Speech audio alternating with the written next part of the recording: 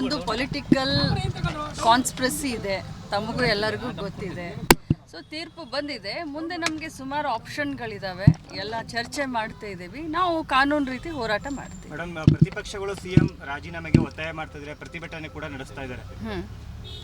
ಮೊದಲು ಪ್ರತಿಪಕ್ಷಕ್ಕೆ ಹೇಳಿ, ಅವರ ಪಕ್ಷದಲ್ಲಿ ಈಗ ಅಧಿಕಾರದಲ್ಲಿ BJP ಕೋಲಿಷನ್ ಗೌರ್ಮೆಂಟ್ನಲ್ಲಿ ಎಷ್ಟು ಜನರ ಮೇಲೆ FIR ಇದೆ, ಎಷ್ಟು ಜನರು ಬೇಲ್ ಮೇಲೆ ಇದ್ದಾರೆ, ಮೊದಲು ಅವ್ರ ಹತ್ರ ಎಲ್ಲರ ಹತ್ರ ರಾಜೀನಾಮೆ ತೆಗೆದುಕೊಳ್ಳಿ, ಆಮೇಲೆ CM ಅವರು ರಾಜೀನಾಮೆ ಕೇಳಿ. ರಾಹುಲ್ ಗಾಂಧಿನೂ ಬೇಲ್ ಮೇಲಿದ್ದಾರೆ, DK ಶಿವಕುಮಾರ್ ಅವರು ಬೇಲ್ ಮೇಲಿದ್ದಾರೆ. ಹಾಗಾದ್ರೆ ಅವರು ರಾಜೀನಾಮೆ ಕೇಳಬೇಕು ಅಂತ BJP ಹೇಳಿದ್ರೆ ಏನ್ ಮಾಡ್ತೀರಾ? ನೋಡಿ, ನಾನು ನಿಮಗೆ ಮೊದಲನೇ ಹೇಳ್ತಾ ಇದ್ದೀನಿ, ಮುಂಚೆಯಿಂದಲೂ ನಾವು ಹೇಳ್ತಾ ಇದ್ದೀವಿ, ಎಲ್ಲಿ BJPಯೇತರ ಸರ್ಕಾರಗಳಿದ್ದಾವೆ ಆ ಸರ್ಕಾರಗಳನ್ನು ಅಸ್ಥಿರ ಮಾಡಲಿಕ್ಕೆ ಇಂಥ ಒಂದು ಅಸ್ತ್ರಗಳನ್ನು ಅವ್ರು ಬಿಡ್ತಾ ಇದ್ದಾರೆ. ಈಗ ಪ್ರಸ್ತುತ ರಾಹುಲ್ ಗಾಂಧಿ, DK ಶಿವಕುಮಾರ್ ರಾಜೀನಾಮೆ ಸಿದ್ದರಾಮಯ್ಯನವರ ರಾಜೀನಾಮೆ ಅಲ್ಲ, ಇಡೀ ದೇಶದ ಒಂದು ದುರಂತ ಅಂತಂದರೆ ಪ್ರಜಾಪ್ರಭುತ್ವ. ಇವತ್ತು ಪ್ರಜಾಪ್ರಭುತ್ವ ಅಸ್ತಿತ್ವನೇ ಅಲುಗಾಡ್ತಾ ಇದೆ.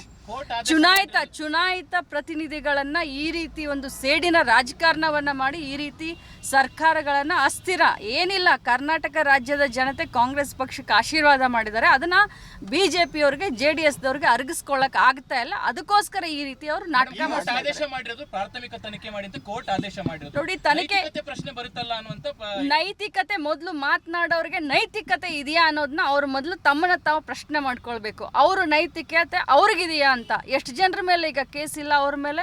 ಇದು ಪೊಲಿಟಿಕಲ್ ವಿಂಡಿಕ್ಟ ಇದೆ. ಪೊಲಿಟಿಕಲ್ ಇದ್ದಿದ್ದನ್ನು ನಾವು ಪೊಲಿಟಿಕಲ್ ಆಗೇನೆ ಎದುರಿಸ್ತೀವಿ. ಕಾನೂನು ರೀತಿ ಹೋರಾಟ ಅಲ್ವಾ, ನಮಗಿಲ್ಲಿ ಹಿನ್ನಡೆ ಆಗಿರಬಹುದು. ಇನ್ನೂ ಅನೇಕ ವಿಭಾಗೀಯ ಪೀಠ ಇದೆ, ಇನ್ನು ಸುಪ್ರೀಂ ಕೋರ್ಟ್ ಇದೆ, ನಾವು ಹೋರಾಟ ಮಾಡ್ತೀವಿ. ಕರ್ಟಸಿ ಮೀಟು ಅಷ್ಟೇ. ನಾವೆಲ್ಲ CM ಅವರ ಜೊತೆಯಲ್ಲಿದ್ದೀವಿ. ನೀವು ಹೆದರಬೇಡಿ, ನಿಮ್ಮ ಜೊತೆ ನಿಮ್ಮ ಲೀಡರ್ಶಿಪ್ಪನ್ನು ಇಡೀ ರಾಜ್ಯ ಒಪ್ಕೊಂಡಿದೆ, ಇಡೀ ಮಂತ್ರಿಮಂಡಲ ಒಪ್ಕೊಂಡಿದೆ. ನಾವೆಲ್ಲ MLAಗಳು ಗಟ್ಟಿಯಾಗಿ ನಿಮ್ಮ ಜೊತೆ ಇದ್ದೀವಿ ಅಂತ ಹೇಳಲಿಕ್ಕೆ.